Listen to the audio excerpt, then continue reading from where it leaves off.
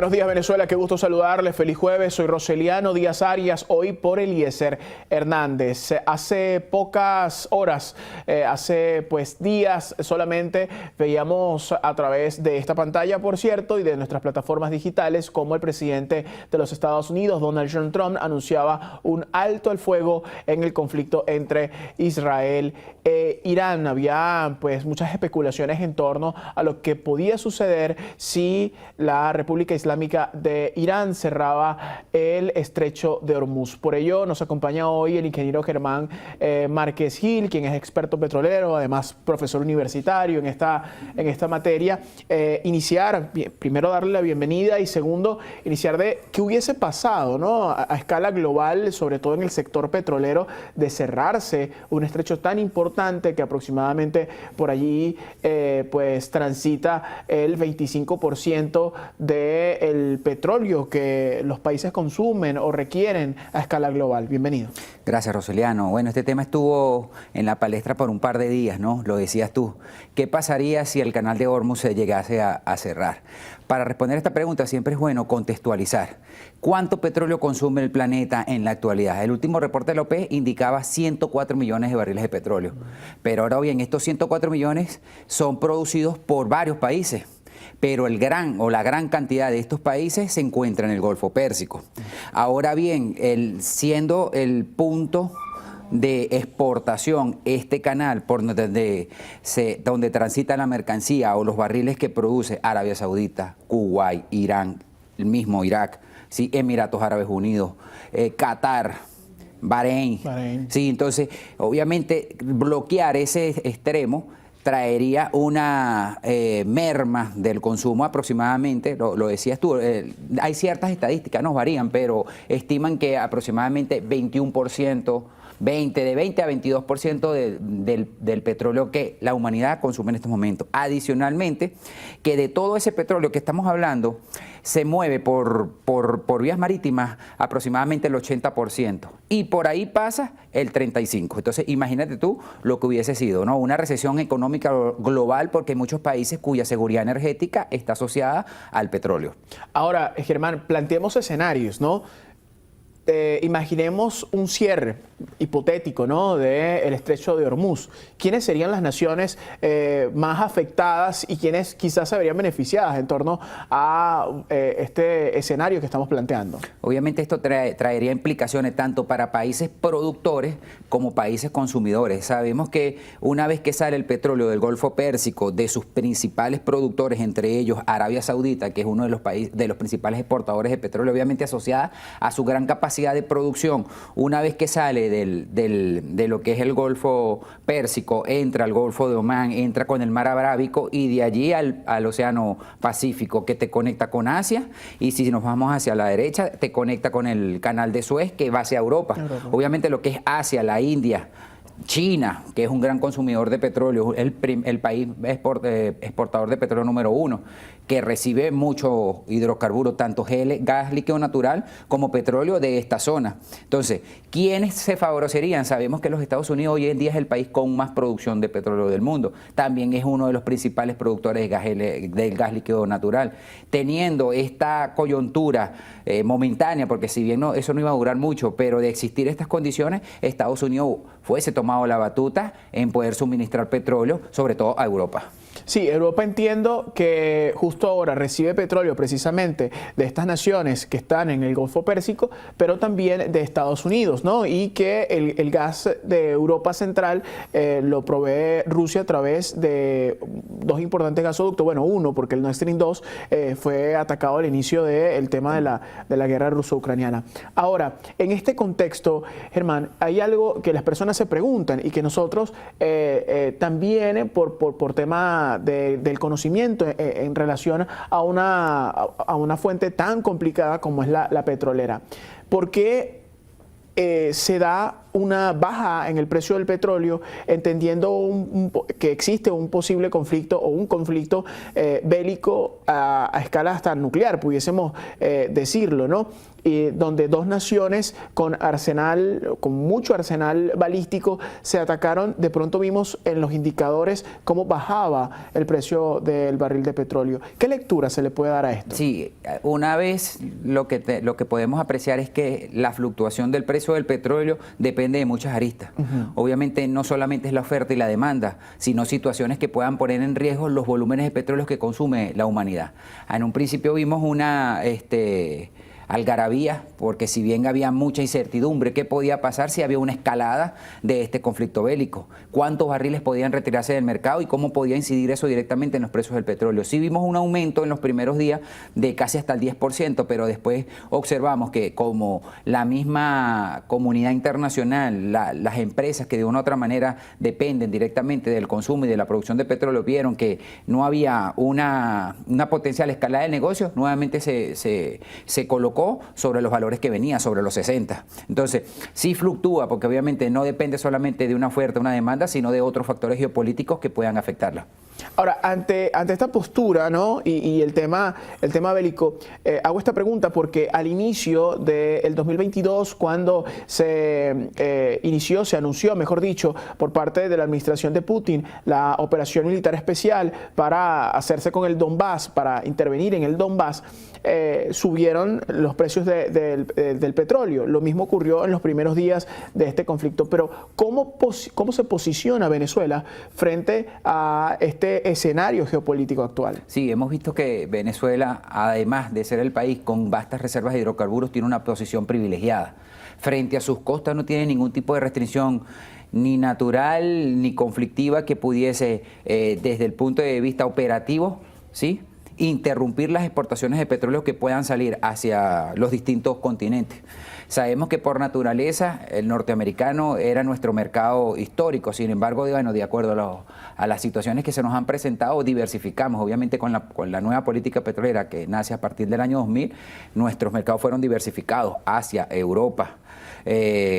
Entonces, ¿qué pasaría de verse una restricción del comercio? Obviamente el petróleo venezolano cobraría fuerza. Más allá de las sanciones que podamos tener, obviamente la seguridad energética de los países, ¿sí?, está por encima de cualquier sanción que pudiese bloquear o mantener a Venezuela tras bastidores. Sabemos el potencial que tiene nuestro país y las facilidades que tenemos para poder exportar un petróleo que obviamente sigue siendo la principal energía del planeta. Nos corresponde establecer una pausa comercial. Conversamos hoy con el ingeniero Germán Marquesí, quien es experto petrolero y además profesor universitario, sobre las repercusiones de un escenario hipotético en el que pues se cierre el estrecho de Hormuz. Al regreso conversamos sobre pues qué debe hacer Venezuela para posicionarse en torno al mercado global. Pausa, volvemos.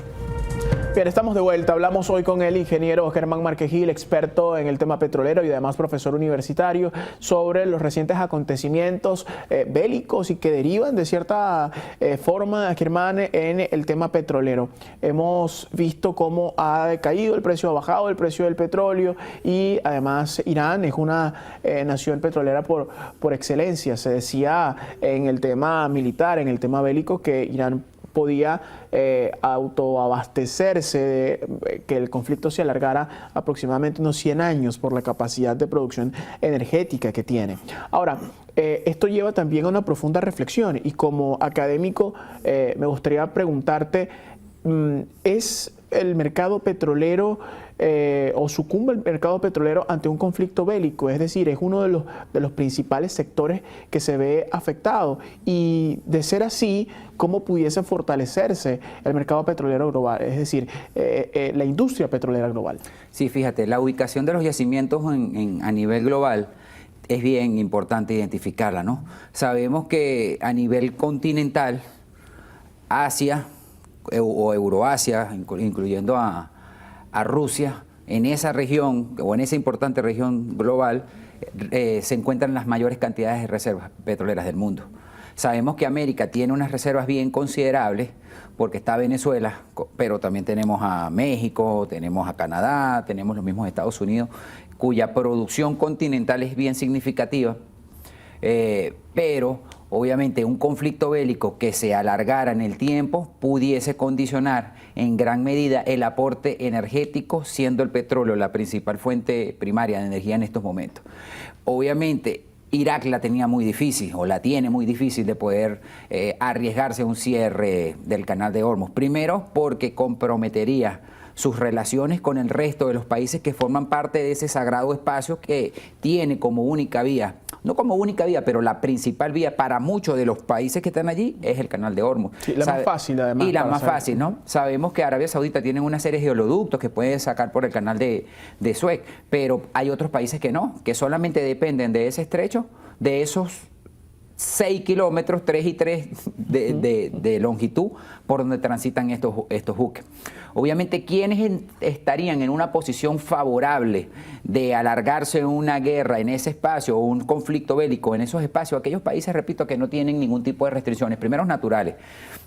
Sabemos que el Golfo tiene, además de este canal, tiene otros canales importantes que también están en ciertos conflictos, ¿sí? El Bandei, que está también en parte de lo que es el Mar Rojo, el mismo canal de Suez, ¿sí? Obviamente han sido sitios que o también le llaman la literatura check point, ¿no?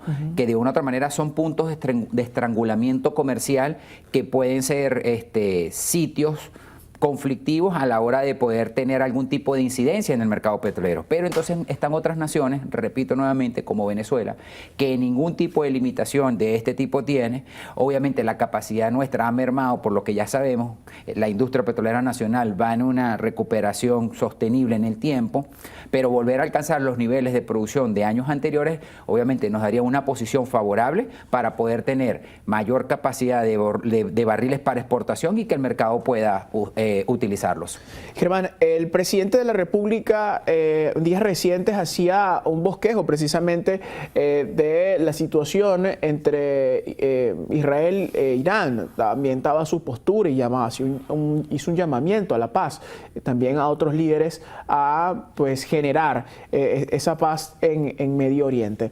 Por su parte, el ministro para la Defensa, el general jefe Vladimir Padrino López, hacía también una declaración, por cierto, a propósito de la batalla de Carabobo, del 204 aniversario, sobre que los almirantes y los generales de la Fuerza Armada Nacional Bolivariana debían prepararse, porque en su análisis él explicaba que el conflicto pudiese mutar, lo que se denomina una guerra híbrida, que en efecto fue lo que sucedió, mutar y tener repercusiones hacia Latinoamérica. Y él explicaba en su declaración que debíamos estar preparados porque en algún momento Venezuela tenía que asumir responsabilidades dentro del conflicto, sobre todo en materia energética. Entendiendo este contexto y esta explicación como académico, ¿qué debería hacer Venezuela? O sea, es decir, la industria petrolera venezolana, si bien va en franca recuperación, ¿estamos nosotros preparados para asumir una gran demanda energética como lo suponía en su momento este conflicto? Obviamente las potencialidades se encuentran, ¿no? El país, y el mismo presidente lo anunciaba en estos días, sigue incrementando sus reservas de petróleo. Obviamente el llamamiento lo ha dicho mismo, lo ha realizado las mismas autoridades políticas y petroleras del país a una recepción de participación privada. La industria petrolera nacional viene recuperando, pero el llamado es para que la capacidad financiera internacional, privada, nacional o internacional pueda venir y seguir invirtiendo en el país. Es una industria de mucho capital. Sabemos que las limitaciones causadas por las sanciones, por estas medidas coercitivas unilaterales que nos han sacado de la banca financiera internacional, que nos han bloqueado, no han permitido que Venezuela tenga un acceso a mercados internacionales financieros. Esto de una u otra manera nos pone, ¿sí?, en desventaja en comparación con otras naciones que sí tienen ese acceso. Hay que decirlo, la industria petrolera y gasífera requiere de muchos capitales, de un capital financiero intensivo, ¿sí?, que obviamente lo tiene la banca internacional. Poder y que se permita que internacionales, que la empresa internacional, que grandes transnacionales lleguen al país a poder hacer las inversiones para potenciar la producción es una necesidad. Obviamente respetando el marco jurídico, ¿sí?, la Constitución y todas las leyes que yacen en el país, que le dan la seguridad jurídica y sobre todo la soberanía del control del petróleo a Venezuela. Sí podemos llegar a poder ocupar, y lo somos. Venezuela por más de 100 años ha exportado petróleo y lo va a seguir haciendo pese a cualquier dificultades que tenga, porque hay convenios energéticos establecidos. Tenemos como socio a Rusia, tenemos como socio a China. En Venezuela, a pesar de que hay algunas empresas que están cohibidas por las sanciones, hay otras que sí tienen la capacidad de seguir estando en el país. Obviamente con sus estrategias, porque si bien sabemos que la presión norteamericana o las sanciones siguen siendo una camisa de fuerza para muchas empresas transnacionales, pero hay otras que buscan sus estrategias y siguen en el país apostando a llevar ese barril a cualquier mercado que sea necesario y que se va a seguir consumiendo. Roseliano, fíjate que hoy veía en temprano, y vamos a sacar un artículo por ahí, donde ya el Instituto de Energía publicó, ¿sí?, podemos hacer un encuentro para que hablemos de eso. Ya publicó el anuario estadístico de energía. Sigue siendo el petróleo la principal fuente. O más de 33% de la paleta energética global la aporta el petróleo. Entonces, no vamos a hacer nosotros una variable importante a la ecuación energética. Venezuela lo es y lo va a seguir siendo. ¿Hay ganadores, hay perdedores cuando hablamos en materia de petróleo en este conflicto? Sin duda alguna, a nivel bélico y estratégico sí los hay, pero en torno al ámbito petrolero, el ámbito energético, ¿hay ganadores, hay perdedores luego de este conflicto? Yo siento, y lo digo con mucha responsabilidad, que los países involucrados directamente son afectados, pero no solamente ellos, sino también aquellos que son vecinos y que geográficamente se encuentran ubicados en la zona y que se les compromete su comercio de existir algún estrangulamiento o algún cierre, bien sea momentáneo o de larga data en ese espacio. ¿Quiénes se favorecen? Repito, aquellos países que tienen la capacidad de producción y que no tienen ningún tipo de limitaciones para comercializar su petróleo.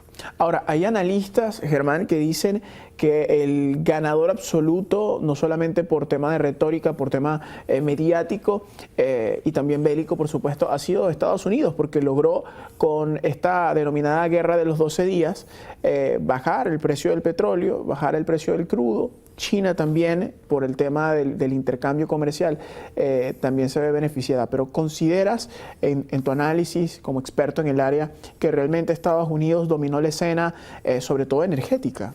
Pienso que Estados Unidos, su poderío bélico es incuestionable, ¿no? Sabemos que la capacidad que tienen ellos para poder hacer este tipo de bombardeo en cuestiones de fracciones de segundo y después decir, mira, lo hice sin tener que pedirle permiso a nadie, lo hacen y ejecutan. Desde el punto de vista energético, sabemos que los Estados Unidos hoy en día tienen su seguridad garantizada. Su seguridad energética la tienen cubierta porque si bien obviamente tienen una capacidad de producción bien alta. ¿Qué pasa? En otros espacios lo hemos dicho, el petróleo que tiene Estados Unidos contabilizado hasta el momento no data más para 10 años del convencional, ¿no? Después irán a buscar reservas no convencionales, pero desde el punto de vista de seguridad energética, ellos saben que tienen que tener un mundo donde ellos tengan participación y lo hacen a través de sus empresas transnacionales. Fíjate que Chevron está en 180 países. Ah, bueno, pero tiene acceso a mucho petróleo que está en otros países. Ah, bueno, de manera respetuosa, de manera soberana, está dentro de los límites de unos países y participa directamente en la producción. Pero pienso que desde el punto de vista energético, obviamente los Estados Unidos siguen siendo una pieza clave en el mercado. Es el país productor, el número uno. También es uno de los mayores consumidores detrás de China. Entonces, de una u otra manera, ellos quieren seguir participando en la ecuación energética, lo hacen con este tipo de acciones que de una u otra manera le demuestran al mundo su poderío militar, pero también su incidencia en lo que tiene que ver con la energía. Germán, ¿qué reflexiones nos deja este conflicto en materia energética? ¿Estamos nosotros en esta región preparados para asumir algo como esto? Fíjate que gracias a Dios siempre le doy, ¿no?, que nuestro continente, a pesar de las dificultades diplomáticas que puedan existir, estamos libres de ese tipo de acciones, ¿no? El Medio Oriente ha sido por muchos años un lugar conflictivo y de conflictos bélicos armados. Nuestro país y nuestra región, por decirlo así, más allá de aquellos puntuales regiones o países o estados donde se han dado este tipo de conflictos, han sido rápidos y cuya pérdidas humanas y logísticas y económicas han sido mínimas. Yo sigo siendo siempre, tengo la esperanza de que nada de esto ocurra en el país. Obviamente, y el presidente lo ha manifestado, los venezolanos somos personas de paz. Hay que seguir sumando una diplomacia de paz, de que en Venezuela más bien se restablezcan las relaciones comerciales, porque de una u otra manera el restablecimiento, primero de la diplomacia, que a través de la diplomacia podamos recuperar las relaciones comerciales por el bien de los venezolanos y de nuestros connacionales que se encuentran fuera del país, pero sobre todo para mantener una región o una cooperación regional íntegra que permita mayor cooperación y sobre todo el rescate de la solidaridad de nuestro pueblo. Porque una vez que la región se encuentre en sólida, no solamente unos países, porque sabemos que hay unos países que tienen mejores condiciones de salud, de economía, de educación, pero Venezuela, con el potencial que tiene, puede ayudar a que la región sea un hub energético, sea una región con potencialidades, porque ya sabemos que el mundo no es unipolar, lo hemos venido viendo a lo largo, sí, se habla de multipolaridad, se habla de organismos internacionales que vienen emergiendo, y haciéndole frente a potencias que pensaban que dominaban el mundo, ¿no? Vemos unos BRICS que de una u otra manera han venido recuperando espacio, pero sobre todo la importancia que tiene Venezuela, primero por su posición geográfica, ¿sí? Pero segundo también por sus vastos recursos energéticos y naturales que le dan una participación importante. Germán, gracias por compartir tu tiempo con nosotros, hacer un espacio interpretado de agenda para atendernos. Hoy nos acompañó Germán Márquez Gil, experto en materia petrolera, profesor universitario además, para hablar sobre todo el tema energético que nos deja una profunda reflexión luego de este denominado conflicto de los 12 días entre Irán y también el Estado de Israel. Es momento de despedir esta edición de Puntos de Vista. Soy Roseliano Díaz Arias, soy por Eliezer Hernández. Será hasta mañana.